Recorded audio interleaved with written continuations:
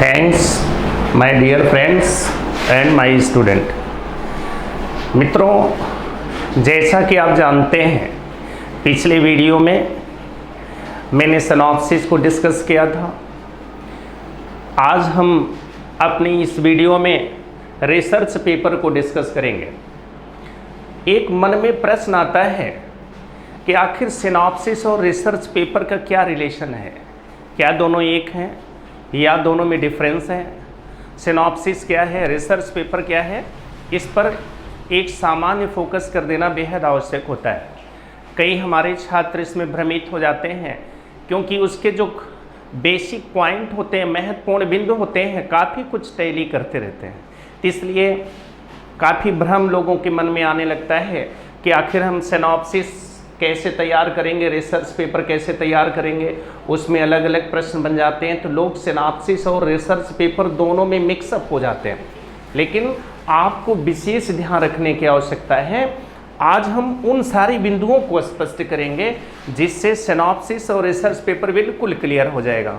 मित्रों, ध्यान से आप समझेंगे कि जैसे ये सिनॉप्सिस आप देखते हैं, ये पूरी तरह से प्री रिसर्चर होता है और जो रिसर्च पेपर होता है वो रिसर्चर होता है।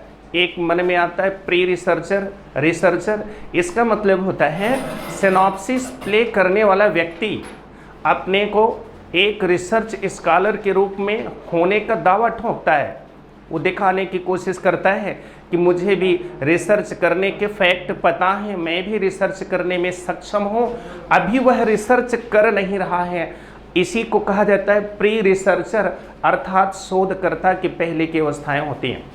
तो आपको माइंड करना है कि जो सिनॉप्सिस होता है वो प्री रिसर्चर होता है, अर्थात शोध करने से पहले जब कैंडिडेट स्वयं को शोधार्थी के रूप में प्रस्तुत करने की कोशिश करता है, दावा करता है और यह एहसास कराता है कि उसे भी शोध करने के तमाम फैक्ट पता हैं, वह भी जानता है, उसी को हम लोग सिनॉप्सिस कहते हैं। इसलिए कहा जाता है सिनॉप्सिस प्री रिसर्चर होता है।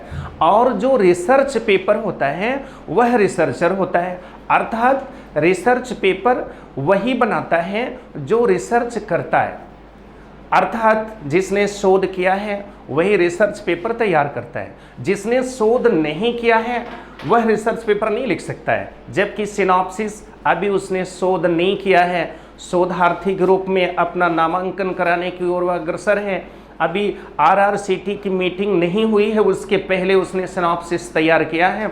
लेकिन रिसर्च पेपर वही तैयार करता है जो रिसर्च करता है। तो पहला अंतर हो गया, सिनॉप्सिस प्री रिसर्चर है और रिसर्च पेपर यह रिसर्चर है, अर्थात सिनॉप्सिस रिसर्च करने के पहले की अवस्था होती है और रिसर्च पेपर रिसर्च करने की स्थिति में होती है, अर्थात जब व्यक्ति शोधार्थी रिसर्च करता है तब वह रिसर्च पेपर तैयार करता है। दूसरा अंतर क्या होता है, आप देखते हैं कि जो सिनॉप्सिस होता है इट इज़ टोटली फ्यूचरिस्टिक। कहने का क्या मतलब है, यह जो सिनॉप्सिस है यह भविष्यगामी होता है। इसमें जो कैंडिडेट है वह यह स्पष्ट करता है मैं अमुक विधि का प्रयोग करूंगा, ऐसा करूंगा, वैसा करूंगा। अभी उसने किया नहीं है, करेगा। It is totally futuristic. इसीलिए कहा जाता है सिनॉप्सिस इज फ्यूचरिस्टिक नेचर, अर्थात वो भविष्यगामी होता है। अभी वह केवल दावा कर रहा है, बता रहा है कि हम इन विधियों का प्रयोग करेंगे, लेकिन अभी उसने किया नहीं है। लेकिन जो रिसर्च पेपर होता है इसमें शोधार्थी रिसर्चर जिसने शोध किया है वह स्पष्ट करता है कि मैंने अमुक विधि का प्रयोग किया है, अमुक तथ्य को लिया है, अमुक सिस्टम का प्रयोग किया है। यहाँ वो है कि भाषा में बताता है कि मैंने शोध में इन सब चीज़ों का प्रयोग किया है, और यहाँ होगा शब्द का उल्लेख नहीं होता। इसीलिए कहा जाता है सिनॉप्सिस फ्यूचरिस्टिक होता है और जो रिसर्च पेपर होता है वो रिसर्च करने वाला विद्यार्थी स्वयं स्पष्ट करता है क्योंकि उसने स्वयं उसका प्रयोग किया है। तो दो अंतर हो गए। तीसरा अंतर मित्रों ध्यान रखिएगा, बड़ा रोचक अंतर होता है कि जो सिनॉप्सिस होता है इट इज़ टोटली रेसिपी। आप जान रहे हो कि रेसिपी ना आजकल तो सोशल मीडिया पर रेसिपी वगैरह की बड़ी चर्चा बनी रहती है। रेसिपी का मतलब होता है नियम बनाने, नियम बताने की प्रक्रिया। अर्थात जैसे हम एक छोटा सा उदाहरण लें, समोसा है, समोसा बनाने की विधियाँ, समोसा कैसे बनेगा, क्या होगा, क्या सिस्टम का प्रयोग करेगा, यह रेसिपी है। तो जो हमारा सिनॉप्सिस है वो समोसा बनाने की विधि एक तरह से है, और जो हमारा रिसर्च पेपर है वह समोसे के रूप में, एक प्रोडक्ट के रूप में हमारे पास होता है। इसीलिए हम कहते हैं सिनॉप्सिस एक तरह की रेसिपी है, और जो रिसर्च पेपर है वह एक तरह से प्रोडक्ट के रूप में हमारे सामने होता है। तो इस तरह से हम लोग 3-4 अंतर को इसको हम देखते चल रहे हैं। फिर उसके बाद जो हमारा सिनॉप्सिस है यह वास्तव में रिसर्च पेपर का ही एक तरह से ब्लूप्रिंट होता है। तो मैंने 4 बिंदुओं को स्पष्ट किया, इसको आप क्रमशः फिर से रिवीजन कर लीजिए। सिनॉप्सिस प्री रिसर्चर है, और जो रिसर्च पेपर है वो रिसर्चर होता है। अर्थात जो सिनॉप्सिस है वह शोध करने से पहले की स्थिति होती है, जिसमें शोधकर्ता बताता है कि उसे भी उन सारे तथ्यों का ज्ञान है जिसके तहत वह शोध कर सकता है।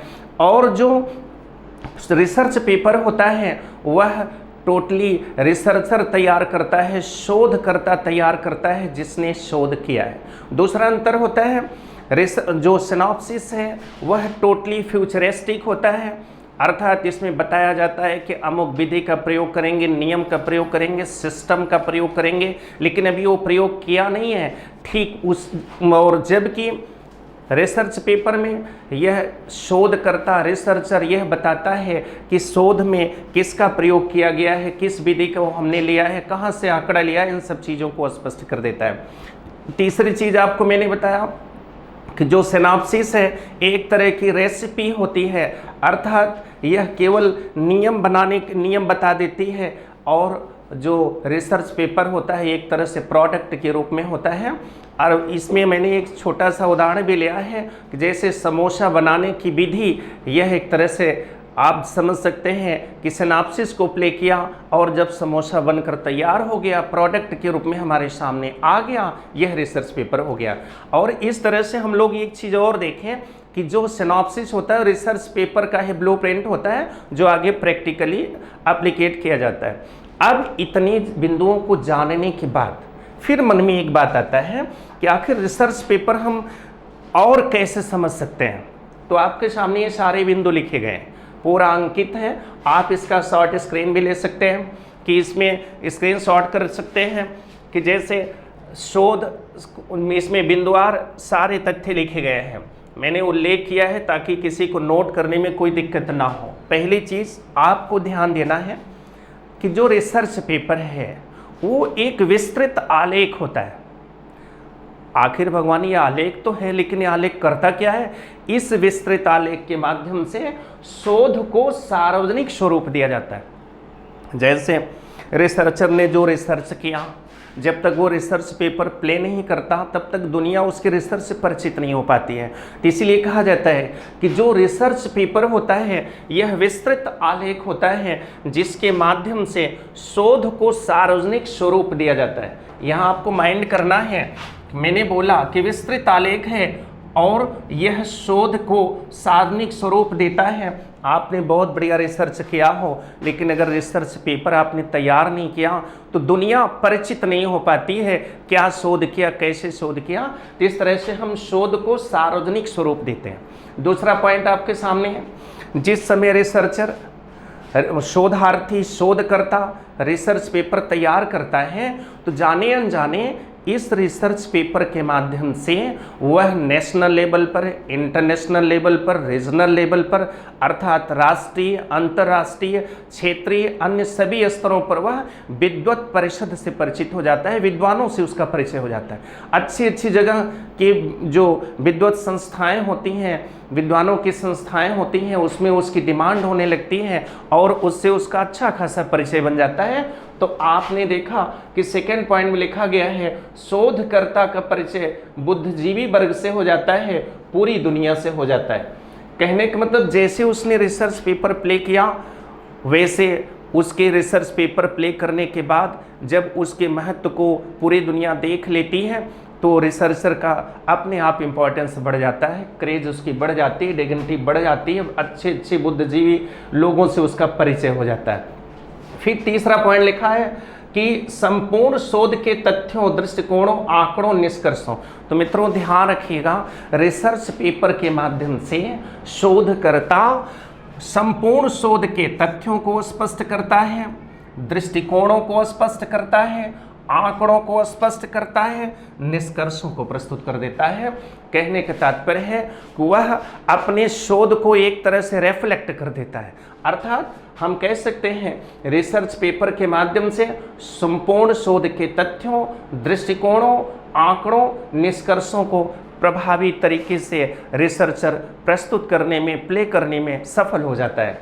फिर अगले बिंदुओं पर हमें गौर करना है।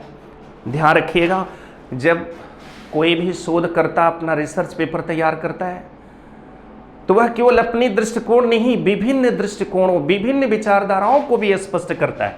तो आपने देखा कि विभिन्न विचारधाराओं, विभिन्न दृष्टिकोणों, निरीक्षणों को भी उसमें प्रस्तुत कर दिया जाता है। तो इस तरह से रिसर्च पेपर के माध्यम से विभिन्न विचारधाराओं, निरीक्षणों को प्रभावी तरीके से प्रस्तुत करते हैं। एक चीज़ और ध्यान रखना है कि चूंकि जो शोध करता है, उसने शोध किया है, वह कंटेंट को बिल्कुल ट्रू रूप में प्रस्तुत करता है, अर्थात तथ्य को सत्य के रूप में प्रस्तुत करता है, इसलिए इसके परीक्षण की कोई आवश्यकता नहीं होती। फिर आगे आप यहाँ देख रहे हैं लिखा हुआ है तथ्य को सत्य के रूप में प्रस्तुत करना, और जब वह तथ्य को सत्य के रूप में प्रस्तुत कर देता है तो उसके परीक्षण की कोई आवश्यकता नहीं होती। एक बात मित्रों आप गौर करिएगा, रिसर्च पेपर यह रिसर्चर के विचारों की गहराई को नापता है। रिसर्च पेपर रिसर्चर शोधकर्ता के विचारों की विश्लेषण करने की क्षमता, समीक्षा करने की क्षमता, तर्क करने की क्षमता को स्पष्ट करता है। और भिन्न भिन्न प्रकार के विषय होते हैं, जैसे टेक्नोलॉजिकल सब्जेक्ट होता है, कॉमर्शियल सब्जेक्ट होता है, आर्ट के सब्जेक्ट होते हैं। इन सब पर रिसर्च स्कॉलर शोध करता है, रिसर्चर रिसर्च करता है, और जब इन सब पर वह अपने अपने शोध पत्र तैयार करता है तो उसमें विविधता देखी जाती है। इसीलिए कहा जाता है शोध पत्र का अपना निजी प्रारूप होता है, अर्थात उसका कोई सुनिश्चित, कोई फिक्स प्रारूप नहीं रहता, उसी के अंतर्गत सारे शोध पत्र होंगे, क्योंकि विषय अलग अलग होते हैं, अप्रोच अलग होते हैं, लोगों की ज्ञान की गहराई, चिंतनशीलता अलग होती है। इसीलिए कहा जाता है शोध पत्र जो रिसर्च पेपर होता है उसका निजी प्रारूप होता है, निश्चित प्रारूप वहाँ नहीं होता। और क्यों? क्योंकि वह जब विषय की विविधता आती है और उसके संबंध में जब रिसर्चर अपने रिसर्च पेपर को तैयार करता है तो उसमें भी विविधता देखी जाती है।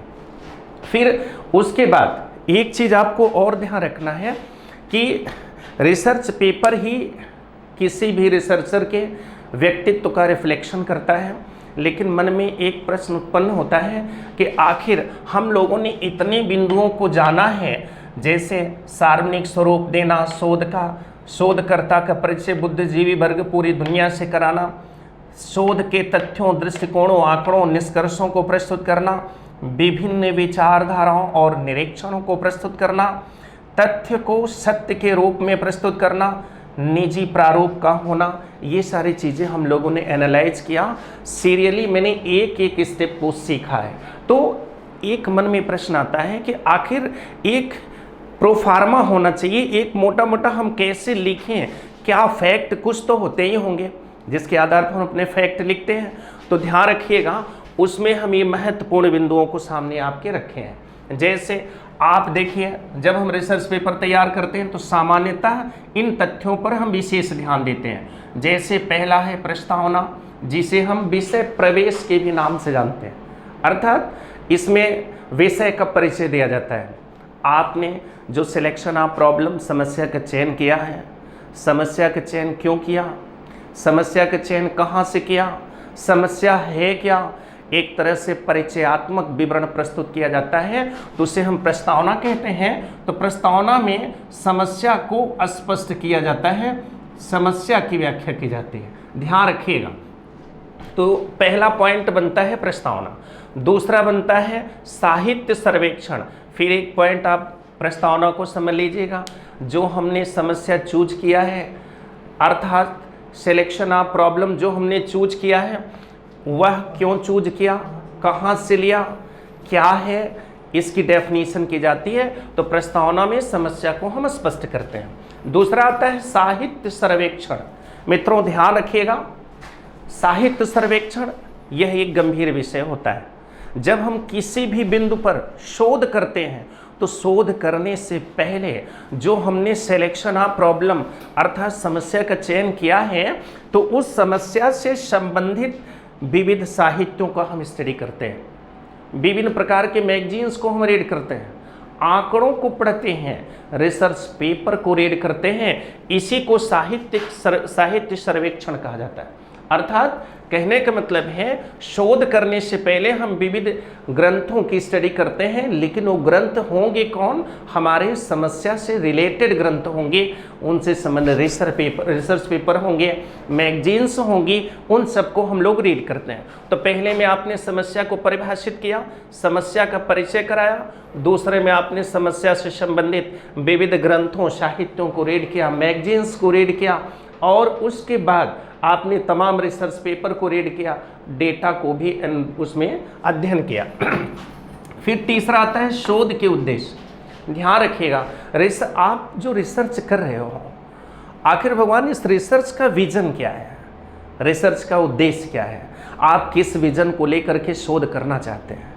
आपका अपना एक फिक्स उद्देश्य होगा और इस उद्देश्य के संदर्भ में आप तमाम चीज़ें निष्कर्ष उसमें ले लेते हैं कि मेरा वो शोध बहुत प्रभावी होगा, भविष्य के लिए उपयोगी होगा, भावी जो शोधार्थी होंगे वो मेरे शोध को संदर्भित करेंगे, हमारे शोधों का सहारा लेंगे, तमाम योजनाएं बनेंगी, उसमें भी मेरा शोध महत्वपूर्ण होगा। इस तरह से आप एक विजन बना लेते हैं, अर्थात विजन को ध्यान में रख करके आप शोध करते हैं, उसे हम शोध के उद्देश्य कहते हैं। फिर आता है शोध की परिकल्पना। आपको पता है कि हम तमाम परिकल्पना शब्द ही है एक प्रकार की ऐसी मानसिक रूपरेखा तैयार करना जिसके माध्यम से हम समस्या का प्रभावी समाधान कर सकें, उसे हम कहते हैं परिकल्पना। इसको हम कहते हैं फॉर्मुलेशन ऑफ हाइपोथेसिस, शोध की परिकल्पना। एक प्रश्न मन में आता है कि हम परिकल्पना तैयार कैसे करते हैं। आप भी ध्यान रखिएगा, हम परिकल्पना मानसिक तौर पर एक रूपरेखा तैयार करते हैं, लेकिन यह रूपरेखा हमारे सामान्य दृष्टिकोण का परिचय नहीं कराती, बल्कि जब हम विविध प्रकार के साहित्य सर्वेक्षण करते हैं, ग्रंथों को अध्ययन करते हैं, उसमें रिसर्च पेपर को देखते हैं, मैगजीन्स को देखते हैं, तब उसमें यह स्पष्ट हो जाता है, हमारी परिकल्पना महत्वपूर्ण ढंग से तैयार हो जाती है और इसी परिकल्पना के माध्यम से हम समस्या के प्रभावी समाधान को ढूंढने की कोशिश करते हैं। इसमें उन सभी तथ्यों को हम एक तरह से परिकल्पित कर लेते हैं जिसके माध्यम से हम शोध को आगे बढ़ाने की कोशिश करते हैं।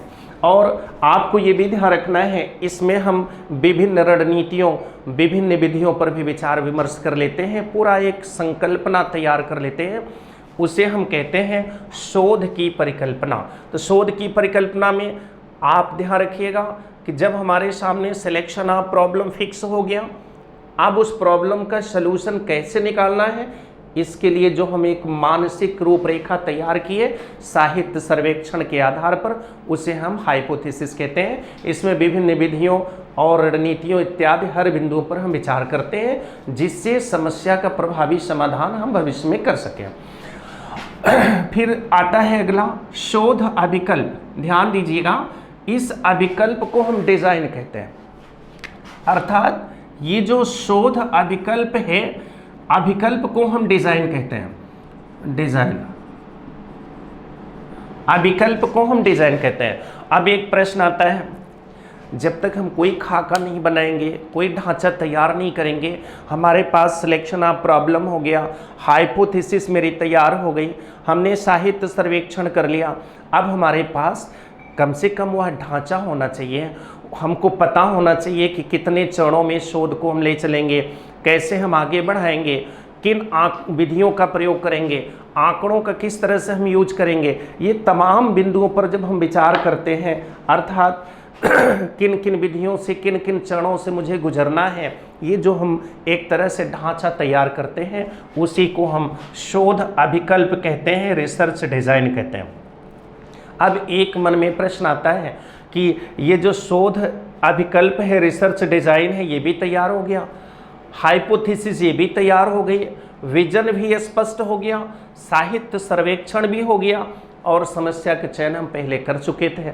अब इसके बाद हम क्या करें? ध्यान रखिएगा, इसके बाद हम शोध की विधियों को स्पष्ट करते हैं। मित्रों, शोध के लिए विभिन्न प्रकार की विधियों का हम प्रयोग करते हैं, विभिन्न प्रकार से हम आंकड़े तैयार करते हैं, तमाम तरह से हम डेटा कलेक्ट करते हैं, तमाम विधियों का प्रयोग हम करते हैं। उनका भी जिन जिन विधियों का प्रयोग हमने शोध करते समय किया है वो सब हम अपने रिसर्च पेपर में प्ले करते हैं। अर्थात एक रिसर्चर को अपने रिसर्च पेपर में उन सब विधियों का उल्लेख करना पड़ता है जिसका प्रयोग उसने अपने रिसर्च में किया है। जैसे आप देखते हैं कई विधियां सामने आती हैं, जैसे हम कुछ विधियों को लिखते हैं, जैसे है साक्षात्कार विधि, अवलोकन विधि और प्रश्नावली विधि। तो आप क्या देख रहे हैं, जब हम रिसर्च डिज़ाइन तैयार कर लिए, ढांचा तैयार कर लिए, कितनी चरणों में हमको काम करना है, किस मेथड से काम करना है, ये सारी चीज़ें जब हम बिल्कुल फिक्स कर लिए, अब हमको शोध की विधियों पर फोकस करना होता है। और हमने अपने रिसर्च के दौरान हमने जिन विधियों का यूज किया है उसको हम रिसर्च पेपर में प्ले करते हैं। हमने इंटरव्यू लिया, हमने उसमें अवलोकन किया, हमने क्वेश्चनेयर तैयार किया। ध्यान रखिएगा, अवलोकन करते समय दो तरह से अवलोकन होता है, एक सहभागी, दूसरा असहभागी। असहभागी कहने का मतलब अवलोकन करते समय हम एक अवलोकन तो हम सहभागिता करके करते हैं, एक अवलोकन हम दूर से करते हैं, सहभागिता हम नहीं कर पाते हैं। तो यह अवलोकन करते समय हम सहभागी और सहभागी दोनों में से किसी को चूज कर सकते हैं।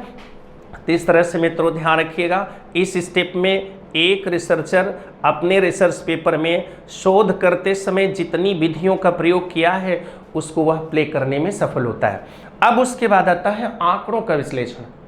मित्रों ध्यान रखिएगा, इसे छनाई का चरण कहते हैं। जब हम आंकड़ों का विश्लेषण करते हैं, तरह तरह से आंकड़े जो हमने पहले कलेक्ट किया है विभिन्न विधियों से, हम उसको एनालाइज करते हैं, तो इसमें हम प्रायः सांख्यिकी विधियों का प्रयोग करते हैं। आंकड़ों का विश्लेषण करते समय हम सांख्यिकी विधियों का प्रयोग करते हैं और सांख्यिकी विधि का हम प्रयोग करते हैं और इसमें परिकल्पना की पुष्टि भी हो जाती है। यहाँ परिकल्पना स्वीकार भी हो सकती है, परिकल्पना पुष्ट भी हो सकती है। इसे आंकड़ों की वास्तविकता भी यहाँ समझ में आ जाती है और जिसके आधार पर हमारा शोध प्रभावी बनता है। इसीलिए कहा जाता है आंकड़ों के विश्लेषण के स्टेप को छनाई का चरण कहते हैं। अर्थात यहाँ छान लेते हैं कौन सा आंकड़ा कितना सही है, कितना गलत है, सही ढंग से आंकड़ा लिया गया, गलत ढंग से आंकड़ा लिया गया। और जो हमने हाइपोथेसिस तैयार की है, परिकल्पना जो हमने तैयार की है, क्या उस परिकल्पना की यहाँ पुष्टिकरण होती है कि नहीं होती है, इन सारी चीज़ों को हम आंकड़ों के विश्लेषण के अंतर्गत लेते हैं। अब आता है शोध निष्कर्ष। मित्रों ध्यान रखिएगा, शोध निष्कर्ष में जो शोध करता है पूरा निचोड़ निकालता है, पक्ष विपक्ष को फोकस करता है, कथन के रूप में तथ्यों को स्पष्ट करता है और यह कोशिश करता है कि उसका निष्कर्ष पॉजिटिव हो और यह इसके साथ साथ वह परामर्श भी देने की कोशिश करता है ताकि भावी शोधकर्ता भी उसका उपयोग कर सकें। तो शोध निष्कर्ष में वह कथन के रूप में पूरा निचोड़ रखता है, पक्ष विपक्ष को स्पष्ट करता है, परामर्शात्मक प्रकृति का भी प्रयोग करता है। उसके बाद संदर्भ ग्रंथ सूची आती है। मित्रों, कोई भी शोध अपने विवेक से नहीं किया जा सकता है। रिसर्चर तमाम तरह के शोध ग्रंथों का प्रयोग करता है, रिसर्च पेपर का प्रयोग करता है, मैगजीन्स का प्रयोग करता है, उन सबको वो इंडेक्स तैयार करता है कि मैंने कहाँ कहाँ से क्या क्या मैटर लिया। लास्ट में वह संदर्भ ग्रंथ सूची, वह इंडेक्स तैयार कर देता है। तो इस तरह से आपको ध्यान देना है, यद्यप जो रिसर्च पेपर होता है पूरी तरह निजी प्रारूप पर होता है, यह शोधकर्ता के, रिसर्चर के ज्ञान की गहराई, विश्लेषण की क्षमता पर निर्भर करता है, विषय की प्रकृति पर निर्भर करता है, लेकिन ये कुछ बिंदु प्रभावी होते हैं जो एक ढांचे के रूप में प्रस्तुत हो सकते हैं, जिसमें मैंने पहला प्रस्तावना बताया, दूसरा साहित्य सर्वेक्षण हमने आपको समझाया। प्रस्तावना में समस्या की प्रकृति की व्याख्या की जाती है, हमने प्रॉब्लम कहाँ से लिया, कैसे लिया, किस प्रकार से विश्लेषित किया, इन सब का हम समस्या का परिचय कराते हैं। फिर उसके बाद समस्या से संबंधित हम विभिन्न प्रकार के ग्रंथों को रीड करते हैं, विभिन्न प्रकार के मैगजीन्स को रीड करते हैं, और फिर उसके बाद हम रिसर्च पेपर को रीड करते हैं, जिसे हम साहित्य सर्वेक्षण कहते हैं। तो पहला काम हो गया समस्या की परिभाषा करना, स्पष्ट करना, हमने समस्या कहाँ से लिया, क्यों लिया, बेसिक क्या है, हम वहाँ डिफिनीशन करते हैं अर्थात डिफाइन करने की कोशिश करते हैं। सेकंड में साहित्य सर्वेक्षण, समस्या से संबंधित विषय वस्तु को हम स्टडी करते हैं। थर्ड में हम शोध के विजन को बताते हैं कि हमारा शोध कितना प्रभावी होगा, क्या नयापन होगा, क्या आगे चलेगा, ये सारी चीज़ें हमारे शोध के विजन में आते हैं। फिर उसके बाद हम लोग हाइपोथेसिस तैयार करते हैं। मित्रों ध्यान रखिएगा, हाइपोथेसिस तैयार करते समय हम केवल अपने मानसिक परिकल्पना को ही ध्यान में नहीं रखते, बल्कि साहित्य सर्वेक्षण करते हैं, आंकड़ों को रीड करते हैं, मैगजीन्स को रीड करते हैं, उसके बाद हम हाइपोथेसिस अपने तैयार करते हैं, जिसमें हम यह कोशिश करते हैं, इसकी एक कल्पना तैयार कर लेते हैं कि कैसे हम समस्या का प्रभावी समाधान कर सकेंगे। उसके बाद हमारे सामने आता है जैसे शोध अभिकल्प, जिसको हम कहते हैं रिसर्च डिजाइन। यहाँ हम रिसर्च का पूरा ढांचा तैयार कर लेते हैं, कितने स्टेप में रिसर्च करना है, किन किन स्रोतों का हमें प्रयोग करना है, कैसे हम आगे चलेंगे, किन किन विधियों का प्रयोग करना है, कैसे हम समस्या का समाधान करेंगे। हम कह सकते हैं मित्रों पूरी रणनीति हम बना लेते हैं डिजाइन में। अब उसके बाद हमने अपने शोध में जितने मेथड का प्रयोग किया है, जितनी प्रकार की विधियों का प्रयोग किया है, चाहे वो इंटरव्यू मेथड हो, चाहे वो अवलोकन विधि हो, चाहे वो प्रश्नावली विधि हो, कोई भी विधि हो जिसका प्रयोग मैंने अपने रिसर्च के दौरान किया है, उसे भी हम रिसर्च पेपर में प्ले करते हैं। मित्रों ध्यान रखिएगा, अवलोकन में दो पॉइंट बनते हैं, एक सहभागी, दूसरा असहभागी। सहभागी में यहाँ पार्टिसिपेट होकर के अवलोकन करते हैं, यहाँ बिना पार्टिसिपेट हुए हम अवलोकन कर लेते हैं। तो इस तरह से हम अपने शोध विधियों को भी अपने रिसर्च पेपर में प्ले करते हैं। फिर आता है आंकड़ों का विश्लेषण, मैंने पहले भी सिखाया, फिर आपको समझा दे रहे हैं, ये बड़ा महत्वपूर्ण होता है। इसे छनाई का चरण कहते हैं, क्योंकि यहाँ तो परिकल्पना की सही समीक्षा हो जाती है, आंकड़ों का सही विश्लेषण होता है, आंकड़े सही तरीके से लिए गए कि गलत तरीके से लिए गए, कितनी गहराई से कितने प्रभावी आंकड़े हैं, ये सब स्पष्ट हो जाता है। और इसमें विश्लेषण करने के लिए हम स्टैटिस्टिकल मेथड का प्रयोग करते हैं, सांख्यिकी की विधि का प्रयोग करते हैं। फिर हम शोध निष्कर्ष निकालते हैं जो प्रायः सकारात्मक होता है। उसके बाद हम इंडेक्स तैयार करते हैं। तो मित्रों इस तरह से हमने पूरा रिसर्च पेपर कैसे प्ले किया जाएगा, रिसर्च पेपर कैसे चलता है, वो सारे बिंदुओं को आपके सामने रखा है। एक बार थोड़ा सा हम सिनॉप्सिस और रिसर्च पेपर में जो डिफरेंस बताए थे, जो आप लोग प्राय मैसेज करते रहते हैं कि सर सिनॉप्सिस क्या है, रिसर्च पेपर क्या है, क्योंकि कंटेंट में काफ़ी कुछ समानता दिखती है दोनों में, तो हमने 3-4 बड़ा सफल, बड़ा सरल आपको अंतर सिखाया था। एक बार उसका रिवीजन करा देते हैं कि synopsis it is totally pre researcher. यहाँ शोधकर्ता अभी आप बन नहीं पाए हैं, शोधकर्ता के रूप में अपनी दावेदारी ठोक रहे हैं, आप दिखाना चाहते हैं कि आपको सारे बिंदु पता है, आप भी शोध करने में सक्षम हैं। और जबकि रिसर्च पेपर जो होता है इट इज़ टोटली रिसर्चर, इसमें शोधकर्ता शोध जब कर रहा होता है उसने शोध में क्या क्या प्रयोग किया है वह रिसर्च पेपर लिखता है, शोध करने से पहले वाला रिसर्च पेपर नहीं लिख सकता है। तो इस तरह से पहला अंतर हो गया कि सिनॉप्सिस प्री रिसर्चर है और रिसर्च पेपर रिसर्चर है। दूसरा अंतर क्या है, सिनॉप्सिस यह टोटली रेसिपी है, यह हमको केवल विधि बताती है कि हम ऐसा करेंगे वैसा करेंगे। जैसे अगर हम समोसा का उदाहरण ले लें तो समोसा बनाने की विधियों को स्पष्ट करना इट इज़ टोटली सिनॉप्सिस। और जब समोसा बनकर हमारे सामने आ गया, प्रोडक्ट के रूप में आ गया, it is totally research paper. तो यहाँ समोसा बनाने की विधि स्पष्ट करना यह सिनॉप्सिस है। जब समोसा के रूप में हमारे सामने प्रोडक्ट आ गया, यह रिसर्च पेपर है। तीसरा अंतर हमने बताया था, जो सिनॉप्सिस है इट इज़ टोटली फ्यूचरिस्टिक, यह भविष्यगामी होता है। हम इसमें स्पष्ट करते हैं कि हम रिसर्च करेंगे तो ये इसका प्रयोग करेंगे, उसका प्रयोग करेंगे, ये विधि लाएंगे, वो विधि लाएंगे, आंकड़ा यहाँ से लेंगे। अभी हम किए नहीं हैं, हम भविष्य में करेंगे। इट इज़ टोटली फ्यूचरिस्टिक, भविष्यगामी है। और जबकि जो रिसर्च पेपर होता है उसमें रिसर्च स्कॉलर जिन विधियों का प्रयोग किया है उसका स्पष्ट करता है कि मैंने इसका प्रयोग किया है, इसका प्रयोग किया है, इसका प्रयोग किया है। यह फ्यूचरिस्टिक नहीं होता। और फिर मैंने चौथा बताया था कि जो सिनॉप्सिस होता है वह रिसर्च पेपर का एक तरह से ब्लूप्रिंट होता है, लेकिन वो प्री कंडीशन के रूप में हमारे सामने आता है। इस तरह से मित्रों, मैंने पहले अपने वीडियो में सिनॉप्सिस कैसे बनाएंगे, कैसे पेपर में प्रश्न आता है उसको एक्सप्लेन किया, फिर मैंने वर्कशॉप को एक्सप्लेन किया, फिर मैंने आज रिसर्च पेपर को एक्सप्लेन किया। अपने इन सारे तथ्यों के साथ हम पुनः एक नई वीडियो में आगे आपका पुनः मार्गदर्शन करेंगे। Thanks, best of luck.